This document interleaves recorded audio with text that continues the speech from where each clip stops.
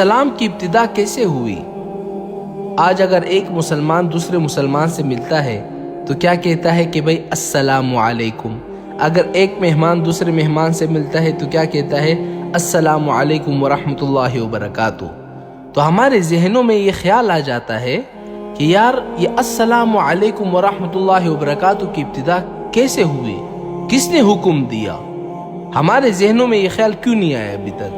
دیکھو میرے بھائیو، نبی کریم صلی اللہ علیہ وسلم نے ارشاد فرمایا کہ جب اللہ تعالیٰ نے آدم علیہ السلام کو پیدا کیا اور ان کے اندر جب روح پونک دی تو اس وقت آدم علیہ السلام کو چیخ آئی۔ تو آدم علیہ السلام نے کہا الحمدللہ۔ تو آگے سے میرے رب نے جواب دیا کہ یرحمک اللہ۔ اور پھر اس کے بعد اللہ تعالیٰ نے حکم دیا کہ اے آدم ان فرشتوں کی طرف جاؤ جو وہاں پر بیٹھے ہوئے ہیں اور جا کر ان کو السلام علیکم کہو۔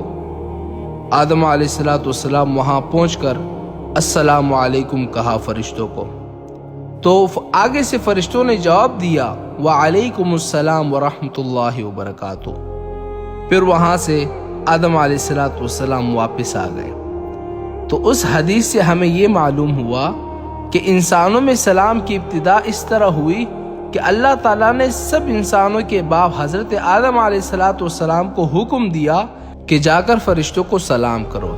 تو السلام علیکم کی ابتدا سب سے پہلے آدم علیہ السلام سے ہوئی۔